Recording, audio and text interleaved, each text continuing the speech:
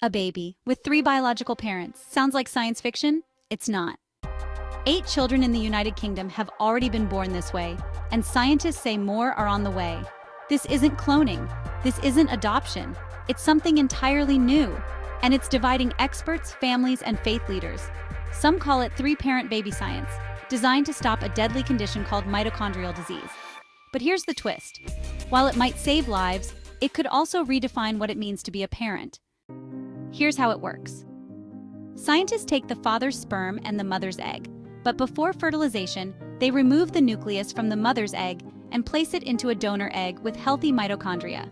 Then, that donor egg is fertilized by the father's sperm. The result? A baby with 99% of their DNA from the mother and father, and about 1% from a third unknown person, the egg donor. Sounds clever, right?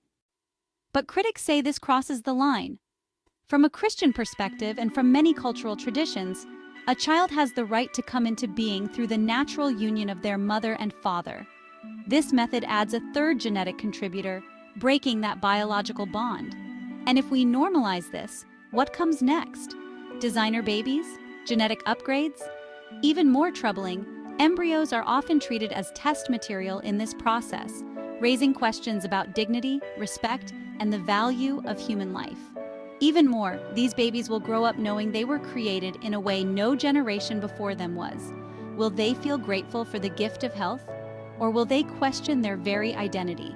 We don't know yet, because this is the first generation and history hasn't been written yet.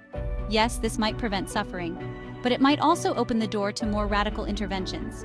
When science can give life but risks changing the meaning of family forever, is it worth it? Or are we playing a role we were never meant to play? 8 children are living proof this can be done. But the question here is, should it be done? Is this the future of medicine, or the start of something we'll later regret? Let's talk about it. Drop your thoughts in the comments. Please like, share, and subscribe, because this debate is just getting started. And thanks for watching.